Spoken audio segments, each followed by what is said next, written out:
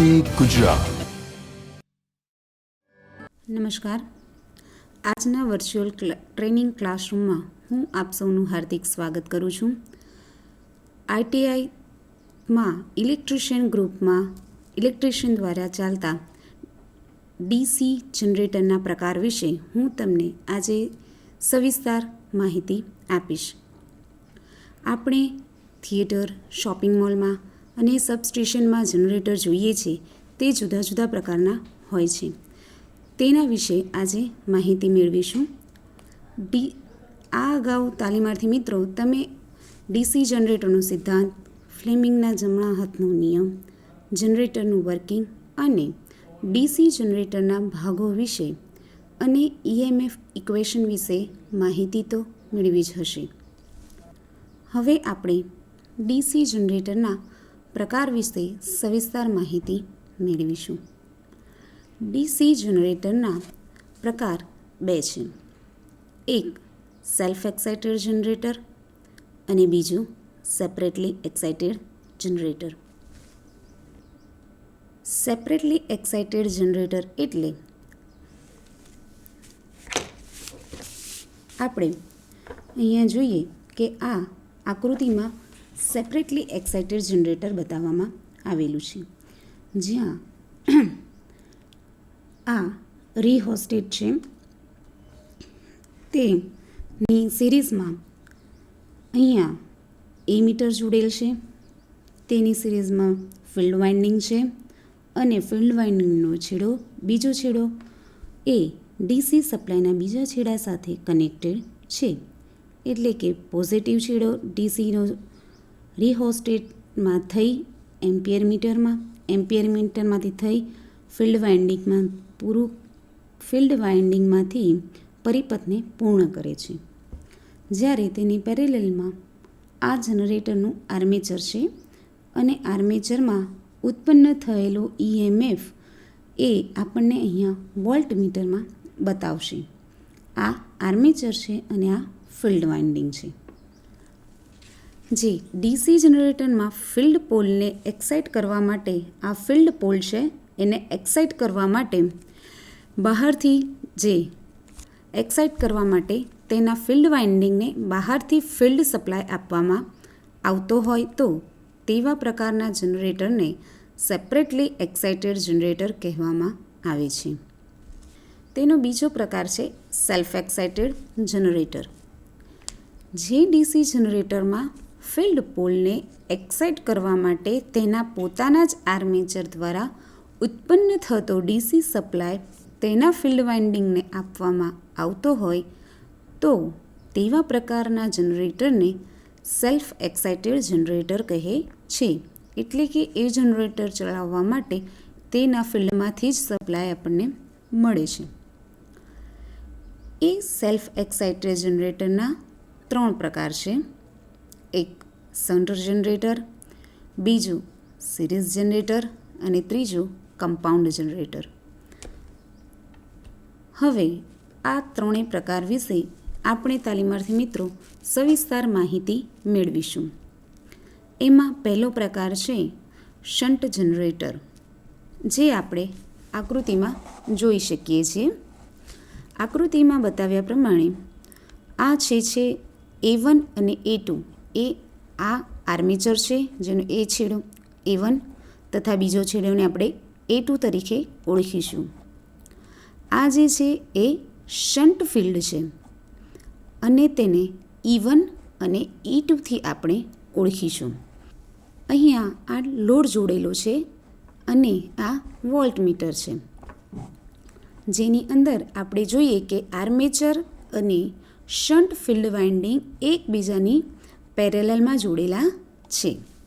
જે DC જનરેટરમાં field winding armature winding સાથે પેરેલલમાં હોય તેવા જનરેટરને DC શન્ટ જનરેટર કહે છે. ફિલ્ડ વાઇન્ડિંગને શન્ટ ફિલ્ડ વાઇન્ડિંગ પણ કહે છે. આર્મેચર વાઇન્ડિંગમાં ફૂલ વોલ્ટેજ ઇન્ડ્યુસ થાય છે. તે ફિલ્ડ વાઇન્ડિંગને મળે છે. તેથી ફિલ્ડ વાઇન્ડિંગનો વાયર પાતળો તાર અને વધુ આટાનું બનેલું હોય છે અને તેનો અવરોધ વધારે હોય છે. જનરેટર જ્યારે પ્રાઇમ મૂવર દ્વારા તેની રેટેડ સ્પીડ પર ફેરવવામાં આવે છે ત્યારે તેનું રેસિડ્યુઅલ મેગ્નેટિઝમના કારણે થોડા વોલ્ટેજ ઉત્પન્ન થાય છે. આ વોલ્ટેજ ફિલ્ડ વાઇન્ડિંગમાં જતાં ફિલ્ડ ફ્લક્સ વધે છે. તેથી ઇન્ડ્યુસ ઇએમએફમાં વધારો થતાં આ વધારો તેના ફૂલ વોલ્ટેજ સુધી થશે. જનરેટરને સ્ટાર્ટ કરતી વખતે લોડ સ્વિચ ઓપન રાખવી. ફ્લક્સ વધે છે તેથી ઇન્ડ્યુસ ઇએમએફમાં પણ વધારો થાય છે. આ વધારો તેના કુલ વોલ્ટેજ સુધી હોય છે. જનરેટરને સ્ટાર્ટ કરતી વખતે લોડ સ્વિચ ઓપન રાખવી કારણ કે શરૂઆતના ઇન્ડ્યુસ ઇએમએફ ઓછા હોય છે. જો આવા સમયે લોડ જોડેલો હશે તો કરંટ લોડમાં જતો રહેશે, શન્ટ ફિલ્ડ વાઇન્ડિંગમાં જશે નહીં કારણ કે ફિલ્ડ વાઇન્ડિંગ આર્મેચર અને લોડ એ ત્રણેય એકબીજાને સમાંતરમાં જોડાયેલા હોય છે અને લોડનો અવરોધ ઓછો હોવાથી કરંટ તેમાંથી પસાર થશે. કારણ કે કરંટ ઓછા અવરોધવાળા રસ્તે પ્રથમ જશે. આમ ફિલ્ડ વાઇન્ડિંગને એક્સાઇટેશન માટે જરૂરી વોલ્ટેજ મળતો નથી. તેથી વોલ્ટેજ બિલ્ડઅપ થતા નથી.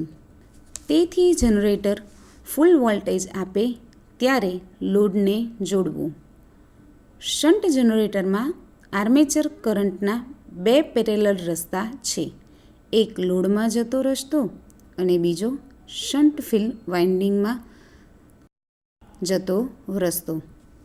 આમ આર્મેચર કરંટ બરાબર આપણે લોડ કરંટ અને ફિલ્ડ કરંટના સરવાળા જેટલો થાય છે.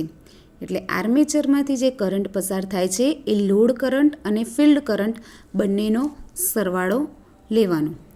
શન્ટ જનરેટરમાં ઉત્પન્ન થયેલ વોલ્ટેજનું નિયંત્રણ સિરીઝ ફિલ્ડ વાઇન્ડિંગની સિરીઝમાં વેરિયેબલ રેઝિસ્ટન્સ જોડાવાથી થઈ શકે છે. શન્ટ જનરેટરમાં લોડ વધારાની સાથે ટર્મિનલ વોલ્ટેજ અચળ રહે છે અને આ શન્ટ જનરેટરનો ઉપયોગ આપણે બેટરી ચાર્જિંગમાં, ઇલેક્ટ્રોપ્લેટિંગ માટે અને વેલ્ડિંગ સેટમાં અને બેલેન્સર સેટમાં ઉપયોગ થતો જોઈએ છીએ. આપણો બીજો પ્રકાર છે સિરીઝ જનરેટર. આ આપણે તાલીમાર્થી મિત્રો જોઈ શકીએ છીએ કે આ સિરીઝ જનરેટરની આકૃતિ છે જેની અંદર આ આપણું આર્મેચર છે જેને A1 અને A2 બે છેડા છે. તેને સિરીઝ ફિલ્ડ વાઇન્ડિંગ છે. સિરીઝ ફિલ્ડ વાઇન્ડિંગ એ આર્મેચરની સિરીઝમાં જ જોડેલું હોય છે અને ત્યાર પછી આ લોડ જોડેલો છે જ્યાં I છે એ કરંટની દિશા બતાવે છે, IL એ પણ કરંટની દિશા બતાવે છે અને અહીંયા આ વોલ્ટમીટર જોડેલું હોય છે એ ઉત્પન્ન થયેલ વોલ્ટેજ બતાવે છે. આ પ્રકારના જનરેટરમાં આર્મેચર અને ફિલ્ડ વાઇન્ડિંગ બંને સિરીઝમાં જોડેલા હોય છે. આર્મેચર અને સિરીઝ વાઇન્ડિંગ બંને સિરીઝમાં જોડેલા હોય છે. તેનું ફિલ્ડ વાઇન્ડિંગ જાડો તાર અને ઓછા ટન્સનું હોય છે.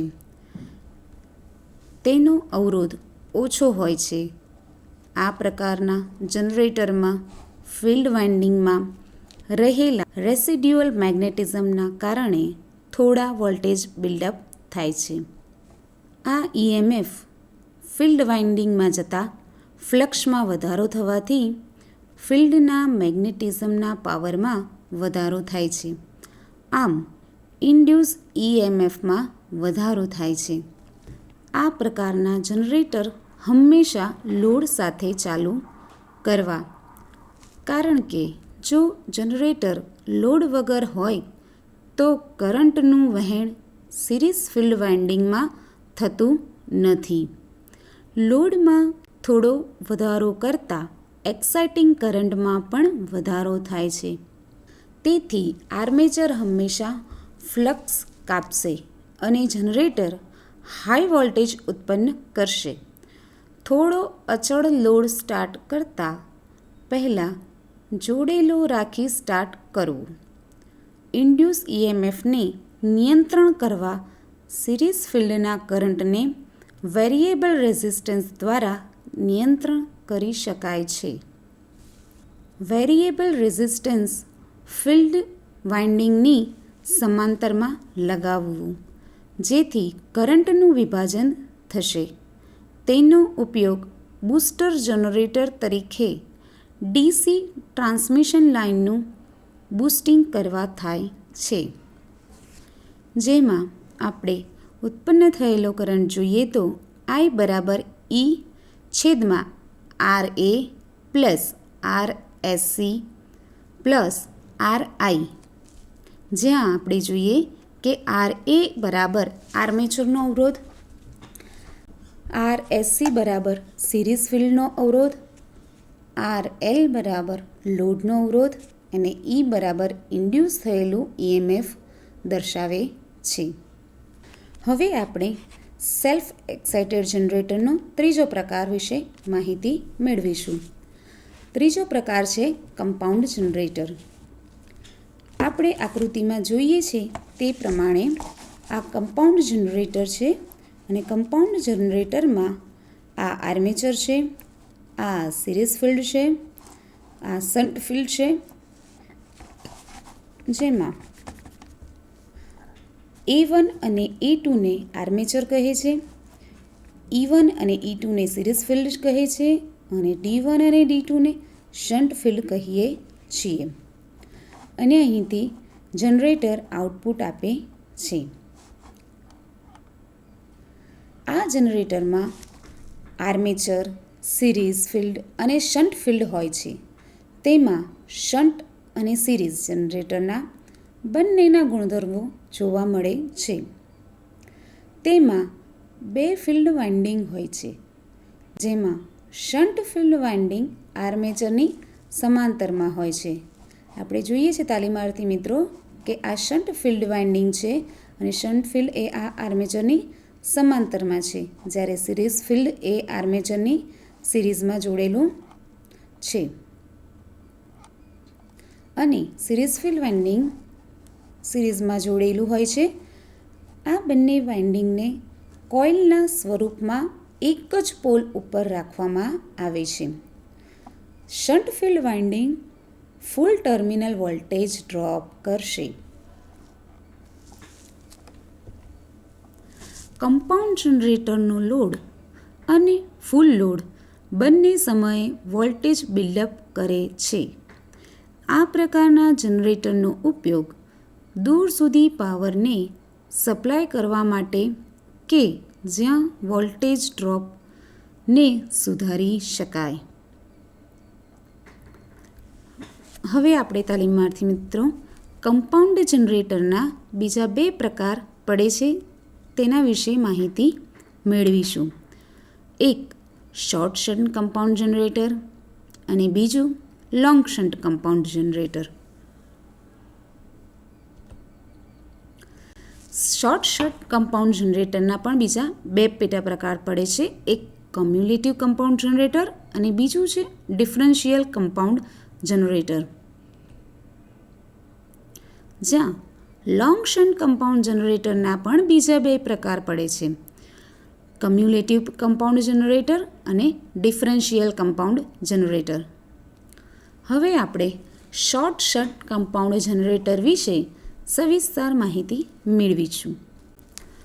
આ આકૃતિ આપણે જોઈ શકીએ છીએ, જે શોર્ટ શન્ટ કમ્પાઉન્ડ જનરેટરની આ આકૃતિ છે, જેમાં A1 અને A2 એ આર્મેચર છે,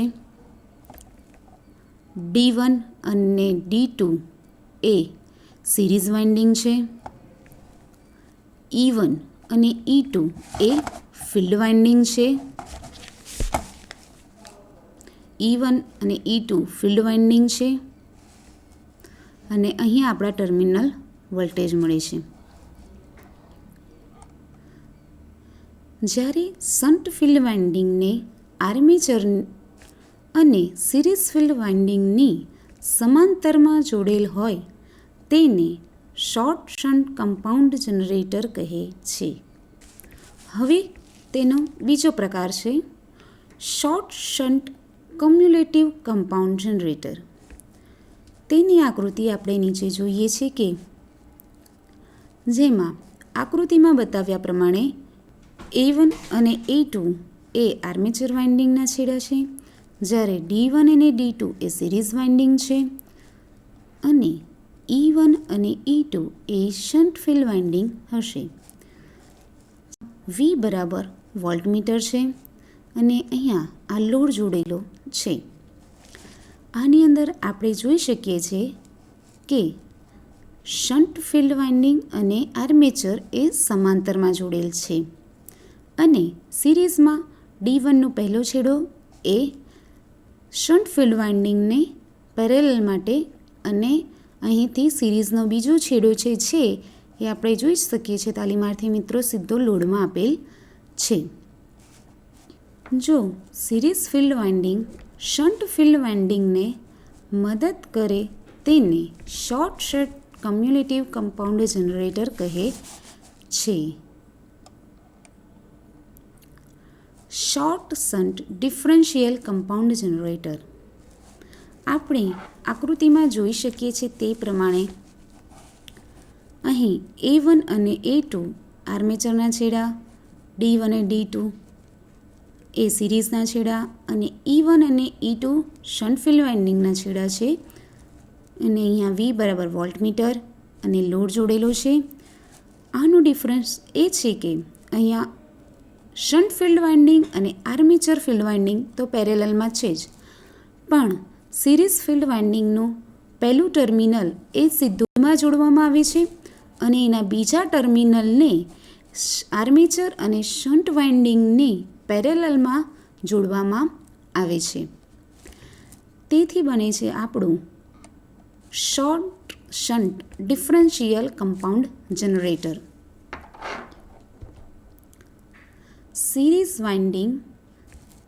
series field winding connection reverse કરવામાં આવે ત્યારે સિરીઝ ફિલ્ડનું ફ્લક્સ શન્ટ ફિલ્ડ વાઇન્ડિંગનો વિરોધ કરે છે. આ પ્રકારના જનરેટરને short shunt differential compound generator કહે છે.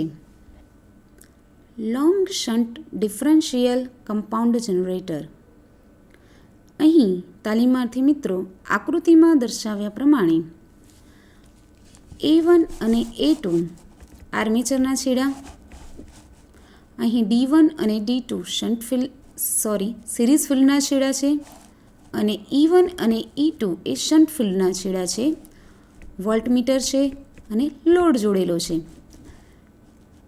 A1નો છેડો એ સિરીઝ ફિલ્ડ વાઇન્ડિંગને સિરીઝમાં જોડેલો છે, પણ એનો સિરીઝ ફિલ્ડનો બીજો જે છેડો છે એ આર્મેચરની શન્ટ ફિલ્ડ વાઇન્ડિંગની સિરીઝમાં જોડેલો છે.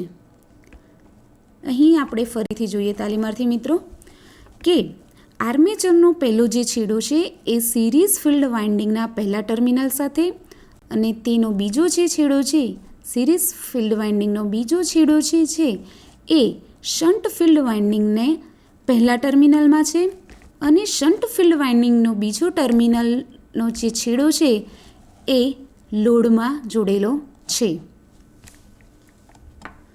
અને આ આપણી આકૃતિ છે long shunt compound generator.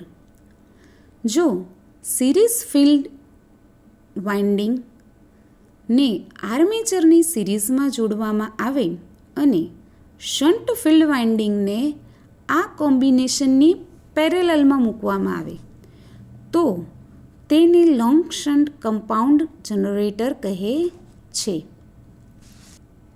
Long shunt cumulative compound generator આકૃતિમાં બતાવ્યા પ્રમાણે તાલીમાર્થી મિત્રો A1 A2 છેડો આર્મેચરનો, D1 D2 સિરીઝ ફિલ્ડનો E1 E2 શન્ટ ફિલ્ડનો વોલ્ટેજ V, આર્મેચર લોડ અને D1.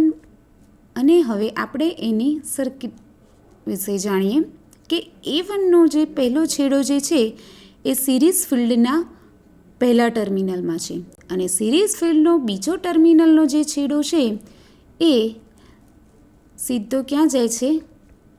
શન્ટ ફિલ્ડ અને લોડની પેરેલલમાં જોડેલો છે.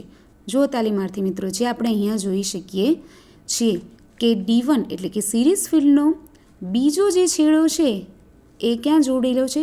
શન્ટ ફિલ્ડના પહેલા ટર્મિનલમાં. અને પહેલા ટર્મિનલમાં થઈ અને D2માં થઈ અને આર્મેચરમાં થઈ એ લોડમાં પાછો આવે છે.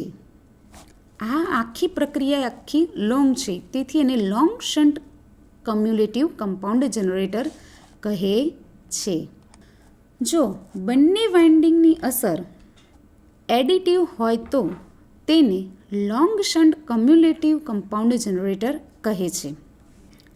હવે આપણે એનો બીજો પેટા પ્રકાર વિશે માહિતી મેળવીએ તાલીમાર્થી મિત્રો કે લોંગ શન્ટ ડિફરન્શિયલ કમ્પાઉન્ડ જનરેટરમાં આ A એટલે કે આર્મેચરનો A1 છેડો અને A2 એના બે છેડા. A1માંથી આ જાય છે સિરીઝ ફિલ્ડ વાઇન્ડિંગમાં D1 અને D2માં. એટલે આર્મેચરનો A1 છેડો એ સિરીઝ ફિલ્ડના D2માં જાય છે અને ત્યાંથી એ D1માં પસાર થાય છે અને D1માંથી એ પહેલો છેડો સિરીઝ ફિલ્ડનો D1 એટલે કે પહેલો છેડો એ શન્ટ ફિલ્ડ વાઇન્ડિંગમાંથી પસાર થઈને બીજા છેડામાં થઈને આર્મેચરમાંથી લોડમાં પાછો મળે છે. તો આ જે છે એ long shunt differential compound generator છે. જો સિરીઝ ફિલ્ડના કનેક્શનને રિવર્સ કરતાં શન્ટ ફિલ્ડની વિરુદ્ધ સિરીઝ ફિલ્ડ હોય છે તેને long shunt differential compound generator કહે છે. તો તાલીમાર્થી મિત્રો, આપણે આ પ્રકરણમાં જનરેટરના પ્રકાર વિશે માહિતી મેળવી. તો જનરેટરના જે પ્રકાર છે એ બે પ્રકાર પડે છે. એક સેપરેટલી એક્સાઇટેડ જનરેટર અને બીજું છે સેલ્ફ એક્સાઇટેડ જનરેટર. હવે સેલ્ફ એક્સાઇટેડ જનરેટરના પણ બીજા 3 પેટા પ્રકાર પડે છે. એક છે શન્ટ જનરેટર, બીજું સિરીઝ જનરેટર અને ત્રીજું છે કમ્પાઉન્ડ જનરેટર. કમ્પાઉન્ડ જનરેટરમાં સિરીઝ અને શન્ટ બંનેની અસર હોય છે, એટલે કે બંને જ જનરેટરનું કોમ્બિનેશન. જ્યારે સિરીઝ જનરેટરમાં એ આર્મેચર અને સિરીઝ વાઇન્ડિંગ એ એકબીજાની સિરીઝમાં હોય છે. જ્યારે શન્ટ જનરેટરની અંદર આર્મેચર અને શન્ટ વાઇન્ડિંગ એકબીજાની પેરેલલમાં એટલે સામસામે હોય છે. તેને આપણે શન્ટ જનરેટર તરીકે ઓળખીએ છીએ. હવે કમ્પાઉન્ડ જનરેટરના પણ બીજા 2 પ્રકાર પડે છે. એક લોંગ શન્ટ કમ્પાઉન્ડ જનરેટર અને બીજું છે short shunt compound generator. Long shunt compound જનરેટરના પણ બીજા 2 પેટા પ્રકાર પડે છે. એક છે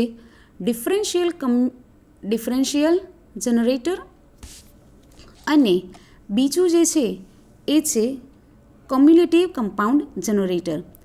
જ્યારે શોર્ટ શન્ટ જનરેટરના પણ 2 પેટા પ્રકાર પડે છે.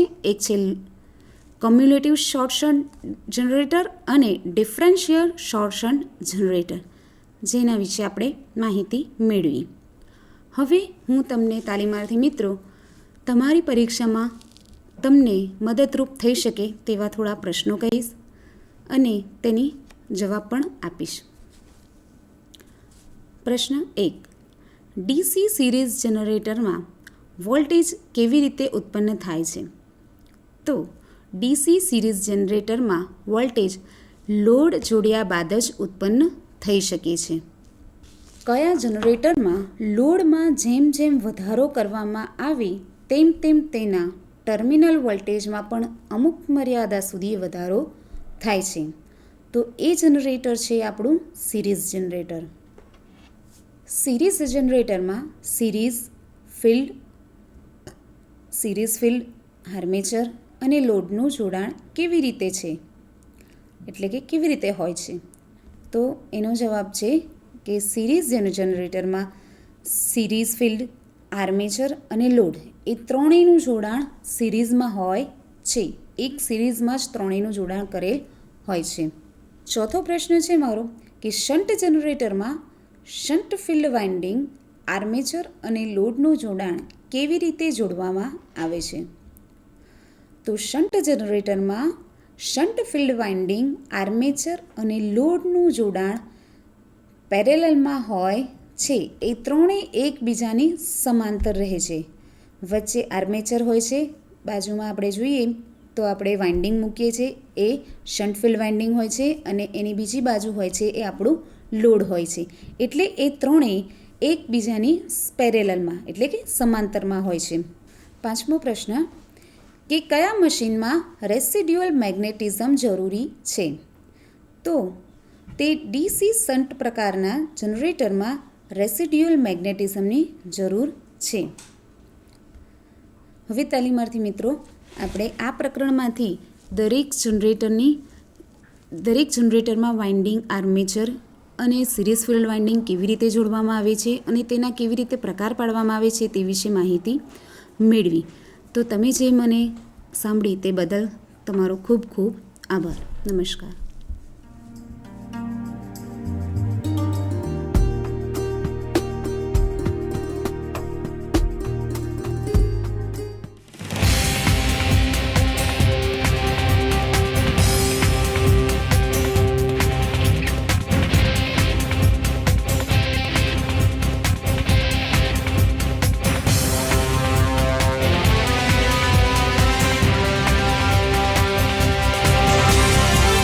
વંદે ગુજરાત.